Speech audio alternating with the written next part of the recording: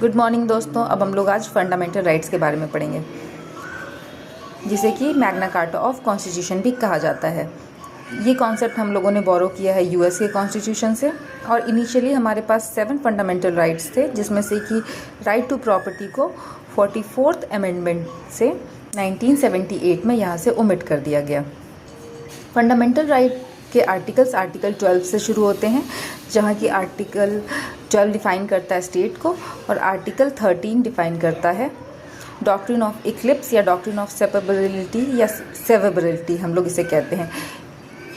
इस डॉक्ट्रिन को हम लोग किसी दूसरे वीडियो में पढ़ेंगे, लेकिन अभी के लिए इतना समझ लेते हैं कि जो भी लॉ इनकंसिस्टेंट है विद हमारे फंडामेंटल राइट के साथ, उन्हें वॉइड माना जाएगा। इसके लिए एक अलग वीडियो मैं ज़रूर बनाऊँगी। उसके बाद फिर अब हम लोग शुरू करते हैं फंडामेंटल राइट्स। जो हमारे फंडामेंटल राइट हैं वो है right to equality, right to freedom, right against exploitation, right to freedom of religion, cultural and educational right, और लास्ट है राइट टू कॉन्स्टिट्यूशनल रेमेडीज़। पहले हम लोग इसकी एक छोटी सी निमोनिक्स देख लेते हैं कि कैसे इसको हम लोग एक सीरीज़ में याद रखेंगे। इसके लिए एक छोटा सा सेंटेंस है, जैसे है इक्वालिटी से हमें फ्रीडम मिलती है जो एक्सप्लॉयटेशन से बचाती है और हम रिलीजन और एजुकेशन पे ध्यान दे पाते हैं।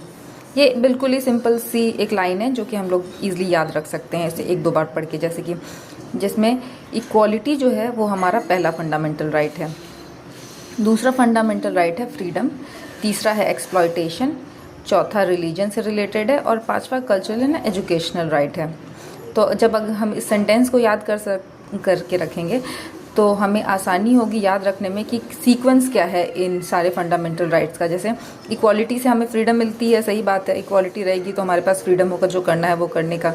अगर हमारे पास फ्रीडम है तो कोई हमें एक्सप्लॉइट नहीं कर पाएगा, और जब हमें कोई एक्सप्लॉइट नहीं कर पाएगा तो हमारे जो काम है रिलीजन के या एजुकेशन के, वो हम ज़्यादा अच्छे से और ध्यान से कर पाएंगे। ठीक है, तो ये सेंटेंस याद रखेंगे।